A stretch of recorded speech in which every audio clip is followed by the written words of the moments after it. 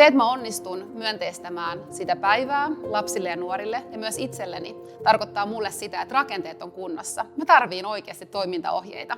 Tässä on seuraavia toimintaohjeita, joita mä oon rakentanut sen oman hyvän päiväni tueksi. Ensimmäinen on se, että tullaan paikalle jotenkin tietoisesti. Että mä huomaan, jos mä oon stressaantunut, väsynyt tai kärttynyt, mä hengitän pari kertaa syvään ja rauhoitan itseäni. Ja ymmärrän, että se mun oma ego voi jäädä ovelle. Mä oon täällä niitä lapsia ja nuoria varten. Toisena, mitä mä oon huomannut, että toimii tosi hyvin, on semmoinen aito kohtaamisen voima. Se, että mä innostan ja on itse kiinnostunut siitä, mitä mä teen. Ja ennen kaikkea niistä lapsista, kun ne tulee paikalle. Anna hetkeksi koko sun huomio, koko sydämestä. Katso pehmeillä silmillä ja viesti hymyillä sitä välittämistä ja sitä, että ihanaa, kun mä saan just tänään opettaa sua.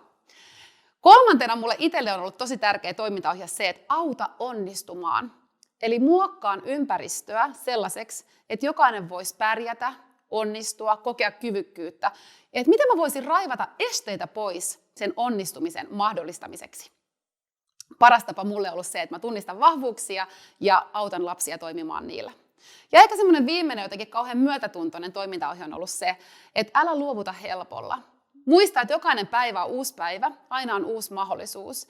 Ja auta lapsia ymmärtämään myös se, että me harjoitellaan joka päivä. Me ollaan keskeneräisiä, mutta mikä mahtava mahdollisuus on oppia yhdessä.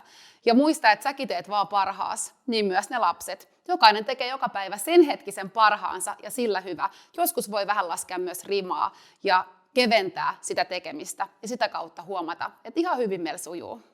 Kun mä oon itse onnistunut jotenkin kirkastamaan semmoiset tosi helpot toimintaohjeet mulle aikuisena opettajana, se on tuntunut siltä, että on etuoikeus tulla sinne kouluun. Tuntuu kevyeltä, jopa välillä helpolta se tekeminen, kun muistaa tietyt perusasiat.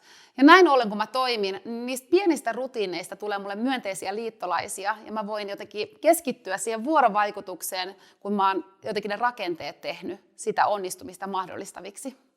Positiivisen kasvatuksen, tämän kurssin tarkoituksena on sulle antaa toimintaohjeita, vähän niin kuin sellainen työkalupakki, minkä mä nyt tässä avaan, että sä löydät jotain konkretiaa sinne sun omaan työotteeseesi, ja sä voit muistaa, ai niin, se oli se juttu, mä teen nyt tätä, eli poimi tästä kurssista ja tästä koko kokonaisuudesta semmoisia pieniä työkaluja, ja lähde käyttämään niitä rohkeasti, ja testaa, mikä toimii sulle, ja muista, että ei ole yhtä ainoa oikeaa tapaa, vaan muokkaa se tekeminen sellaiseksi, joka tuntuu sulle luontevalta, autenttiselta, ja auttaa sua onnistumaan kasvattajana ja opettajana.